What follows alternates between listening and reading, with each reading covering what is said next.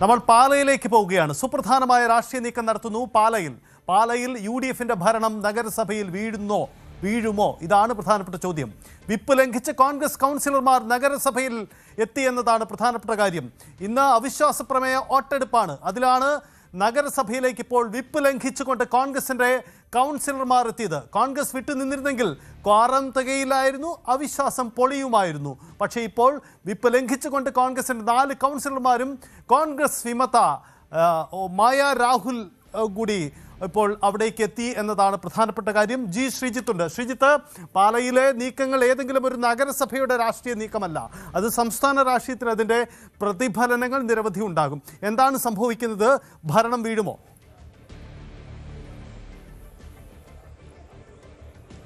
സജിത്ത്, ഇനി സസ്പെൻസുകളൊന്നും ബാക്കിയില്ല. പാലാ നഗരഭരണം UDFന് നഷ്ടമാകുന്നു എന്ന് തന്നെ നമുക്ക് കൃത്യമായി പറയാം. അതിന് പ്രധാനപ്പെട്ട കാരണം കോൺഗ്രസ് കൗൺസിലർമാർ വിപ്പ് ലംഘിച്ച് ഈ നഗരസഭാ കൗൺസിൽ ഹാളിലേക്ക് എത്തിയിരിക്കുന്നു.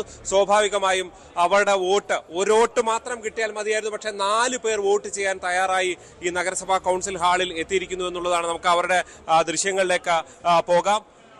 അതായത് നഗരസഭയുടെ പ്രതിപക്ഷ നേതാവ് ഉൾപ്പെടെയുള്ളവർ, ടോണി തൈപ്പറമ്പൻ ഉൾപ്പെടെയുള്ള 4 പേർ, നേരത്തെ ആദ്യം ഈ പ്രശ്നം ഉന്നയിച്ച ബിജു മാത്യൂസ് ഉൾപ്പെടെയുള്ളവരാണ് ഇവിടെ എത്തിയിട്ടുള്ളത്. ഒപ്പം തന്നെ കോൺഗ്രസ് വിമത മായ രാഹുലും ഇവിടെ ഉണ്ട്. നമുക്ക് ടോണിയോട് സംസാരിക്കാൻ ശ്രമിക്കാം. അതായത് അവിശ്വാസം പാസ്സാകും. സഹോദരൻ, ഞാൻ എല്ലാം മറുപടി പൂർണ്ണമായി നിങ്ങളുടെ സഹോദരന്മാർക്കെല്ലാം ഞങ്ങൾ തരുന്നതാണ്. ഇറങ്ങി കഴിയുമ്പോൾ ഉചിതമായ മറുപടി നിങ്ങളെ അറിയിക്കുന്നതാണ്. അതായത് വിപ്പ് കിട്ടിയില്ലേ, അതിനെക്കുറിച്ച് എന്താണ്? No comment. ഇപ്പം ഞാനത് പറയാം. നിങ്ങൾക്ക് തീർച്ചയായിട്ടും നിങ്ങൾക്ക് മറുപടി പറഞ്ഞിട്ടോ ഞങ്ങൾ ഇവിടുന്ന് പോകുള്ളൂ. Okay, thank you.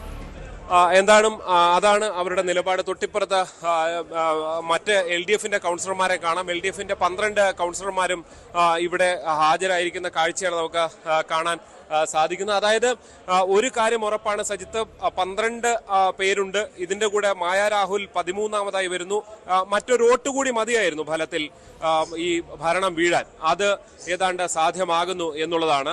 നേരത്തെ UDFന്റെ ഒരു പൊതു തീരുമാനമനുസരിച്ച് ജോസഫ് ഗ്രൂപ്പ് അംഗങ്ങൾ, ഒപ്പം തന്നെ KDPയുടെ, അതായത് മാണി സി കാപ്പന്റെ പാർട്ടിയുടെ ഒരംഗം ഉൾപ്പെടെ ഉള്ളവർ വിട്ടുനിൽക്കുന്നു. മറ്റ് 3 സ്വതന്ത്ര കൂട്ടായ്മയിലെ 3 പേരും ഉൾപ്പെടെ വിട്ടുനിൽക്കുന്ന സാഹചര്യമാണ് നമുക്ക് കാണാൻ സാധിക്കുന്നത്. അതായത് ഫലത്തിൽ വീഴുന്നത് UDF ഭരണമാണ്. പക്ഷെ അത് കോൺഗ്രസിന്റെ, പ്രാദേശിക കോൺഗ്രസ് നേതൃത്വത്തിന്റെ പിന്തുണയോടുകൂടി വീഴുന്നു എന്ന് മാത്രമാണ് ഈ ഘട്ടത്തിൽ വായിക്കാൻ സാധിക്കുക. എന്തായാലും ബിജു പാലുപടവൻ ഇപ്പോൾ നമ്മോടൊപ്പം ചേരുകയാണ്. അദ്ദേഹം ഈ നഗരസഭയുടെ ഇടതുപക്ഷത്തിന്റെ പ്രതിപക്ഷ നേതാവാണ്. അതായത് നിങ്ങൾ ആഗ്രഹിച്ച രീതിയിൽ കാര്യങ്ങൾ സംഭവിക്കുകയാണ്. ഇനി അതിന് സസ്പെൻസ് ഒന്നുമില്ല. അല്ല, അത് ഞാൻ പറഞ്ഞല്ലോ, ഇതൊരു രാഷ്ട്രീയ പോരാട്ടമല്ല, ഇത് നീതിക്ക് വേണ്ടിയുള്ള പോരാട്ടമാണ്. ആ നീതിക്ക് വേണ്ടി പോരാട്ടം കൊണ്ടാണ് ഇത് വിജയിക്കുന്നത്. അപ്പോൾ ഇത് രാഷ്ട്രീയമായിട്ട് ആരുടെയും വിജയോ പരാജയം ഞങ്ങൾ പറയുന്നില്ല. അവിടെ 100% അവിശ്വാസം വിജയിക്കുമെന്ന് ഞങ്ങൾ നേരത്തെയും പറഞ്ഞു, ഇപ്പോഴും പറഞ്ഞു, എല്ലാ സമയത്തും പറഞ്ഞു. പക്ഷേ ഇത് കോൺഗ്രസിന്റെ പിന്തുണ ഇടതുപക്ഷം സ്വീകരിക്കുന്ന ഒരു സാഹചര്യം കൂടിയില്ലേ? അതിനകത്ത് തന്നെ അറിയോ, അവിശ്വാസം ആദ്യം കൊണ്ടുവന്ന് ഞങ്ങളല്ലോ, സാങ്കേതികമായിട്ടാണ് ഞങ്ങൾ കൊണ്ടുവന്നെങ്കിലും ആദ്യം അവിശ്വാസം പറഞ്ഞതാരാ?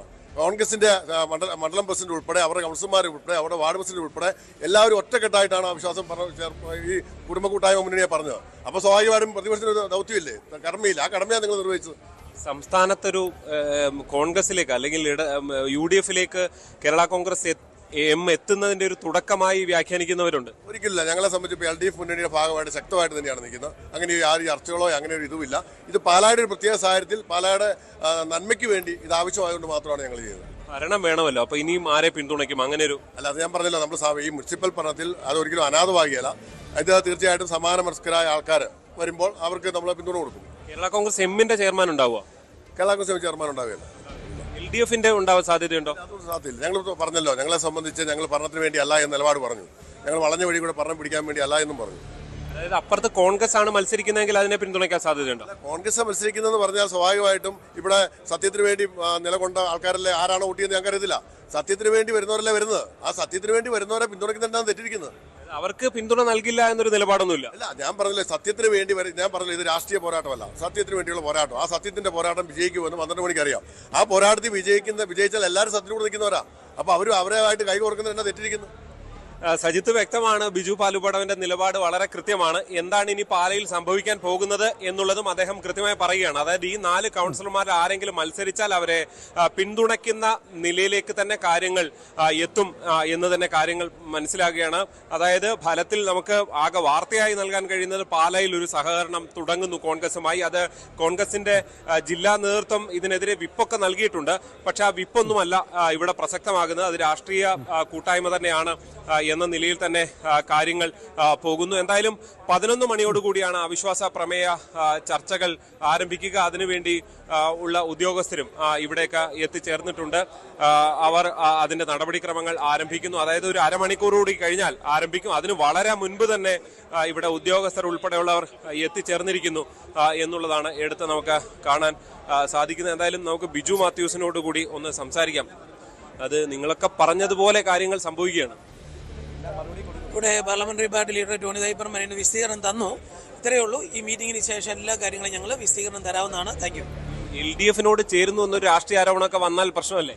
എന്തും പറഞ്ഞോട്ടെ, ഞങ്ങളുടെ പ്രതികരണം ഒന്നും ഇപ്പോഴില്ല. പ്രതികരണം എല്ലാം ഈ മീറ്റിംഗിന് ശേഷം ഞങ്ങൾക്ക് ഒരുമിച്ച് നൽകുന്നതാണ്. Thank you. വിപ്പ് ലംഘനം ഒരു പ്രശ്നമാവില്ലേ? എല്ലാ മറുപടികളും സഹോദരന്മാരെ വഴിയിൽ ഞങ്ങൾ പറഞ്ഞ് മനസ്സിലാക്കും. മീഡിയയാണ് ഈ നാടിന്റെ നട്ടൽ നിറഞ്ഞുകൊണ്ട് തന്നെ തിരിച്ചറിഞ്ഞുകൊണ്ട് തന്നെയാണ് പറയുന്നത്. ഇത് കഴിയുമ്പോൾ നിങ്ങൾക്ക് ഉചിതമായ മറുപടി എല്ലാ കാര്യത്തിലും നിങ്ങൾക്ക് ക്ലാരിഫിക്കേഷൻ ചെയ്തിട്ടോ ഞങ്ങൾ ഇവിടുന്ന് പോകും. സത്യസന്ധമായ മറുപടി നിങ്ങൾക്ക് തരും. നിങ്ങൾ ഉന്നയിച്ച വിഷയങ്ങൾ അതിന്റെ ഒരു അംഗീകാരം കൂടിയായി മാറും ഈ റിസൾട്ട് അല്ലേ? പ്ലീസ് വെയിറ്റ് ചെയ്യൂ. സജിത്ത്, ഒരു സസ്പെൻസ് അവർ ഇടുകയാണ്. പക്ഷെ ഇതിൽ സസ്പെൻസ് ഒന്നുമില്ല എന്നുള്ളതാണ് യാഥാർത്ഥ്യം. കാരണം ഈ സംഭവിക്കാൻ പോകുന്നത് എന്ത് എന്നുള്ളത് ഈ 4 പേരാണ് കോൺഗ്രസിന്റെ ആ കൗൺസിലർമാർ. ഈ 4 പേരിൽ ഈ ഫ്രെയിമിൽ ഒതുങ്ങി നിൽക്കുന്നവരാണ് അവർ 4 പേർ. ഈ ഫ്രെയിം ഫലത്തിൽ ഇന്നത്തെ പാലയുടെ ഒരു രാഷ്ട്രീയ ചിത്രമായി മാറുന്നു എന്നുള്ളതാണ് എടുത്ത് നമുക്ക് കാണാൻ സാധിക്കുന്നത്.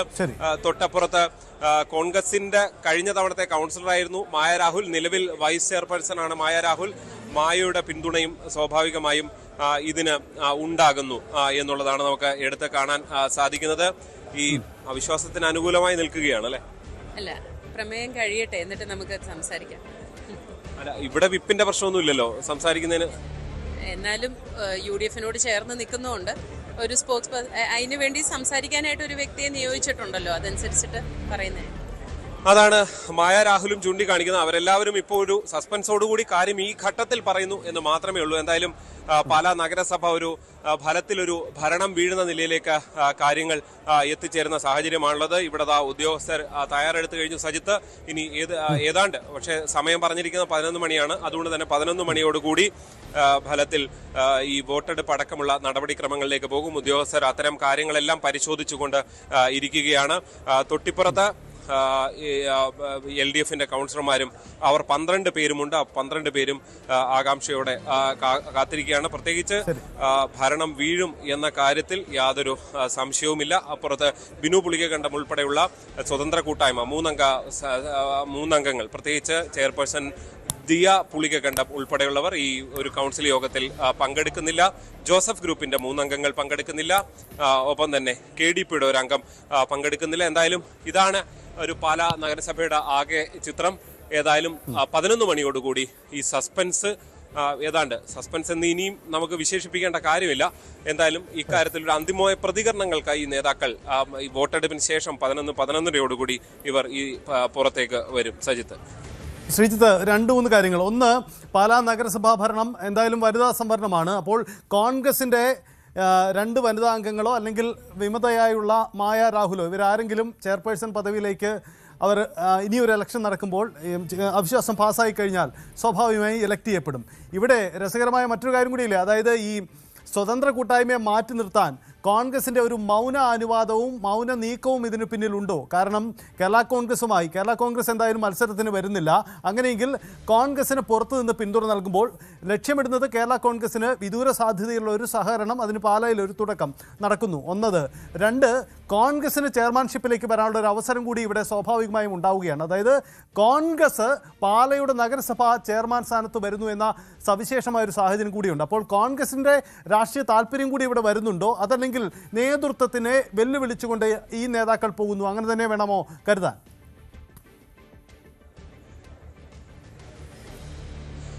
സജിത്ത്, അതൊരു സസ്പെൻസായി നിൽക്കുകയാണ്. കാരണം കോൺഗ്രസിന്റെ നിലപാട് എന്ത് എന്നുള്ളത്, ഇപ്പോൾ ഒരു വിപ്പ് കൊടുത്തു എന്നുള്ളത് ശരിയാണ്. പക്ഷേ ആ വിപ്പിന് എതിരായി തെരഞ്ഞെടുപ്പ് കമ്മീഷനെ, വിപ്പ് ലംഘിച്ചവർക്കെതിരെ തെരഞ്ഞെടുപ്പ് കമ്മീഷനെ സമീപിക്കുന്നുണ്ടോ, അതിലെത്രമാത്രം ആത്മാർത്ഥത കോൺഗ്രസ് കാണിക്കുന്നുണ്ട്, ഇതൊക്കെയാണ് ഇക്കാര്യത്തിന് ഒരു ഉത്തരം നൽകാൻ വളരെ വ്യക്തമായി വരിക.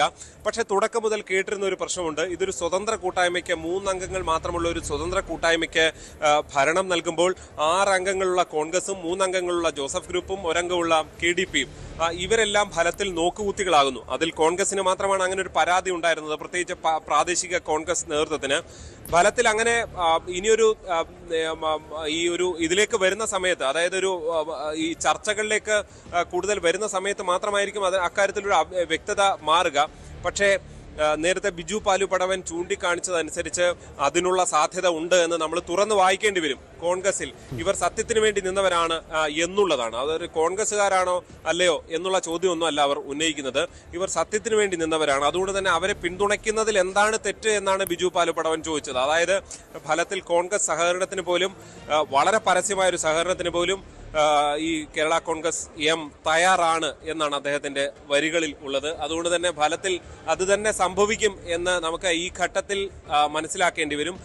എന്തായാലും അത് 1-2 മാസം കഴിഞ്ഞുള്ള, 1 മാസമെങ്കിലും കഴിഞ്ഞുള്ള ഒരു തെരഞ്ഞെടുപ്പ് രാഷ്ട്രീയമാണ്. അതിലേക്ക് കാര്യങ്ങൾ എത്താനുള്ള സാധ്യത തന്നെയാണ് ഈ ഘട്ടത്തിൽ എന്തായാലും വായിക്കേണ്ടത്. സജിത്ത്, യെസ്, അതാണ്. എന്തായാലും 11 മണിക്കാണ് ഇത് എടുക്കുന്നത്, നഗരസഭയിൽ ചർച്ചയ്ക്കെടുക്കുന്നത്. അപ്പോൾ ഞങ്ങൾ ശ്രീജിത്തിലേക്ക് വിശദമായി വരാം.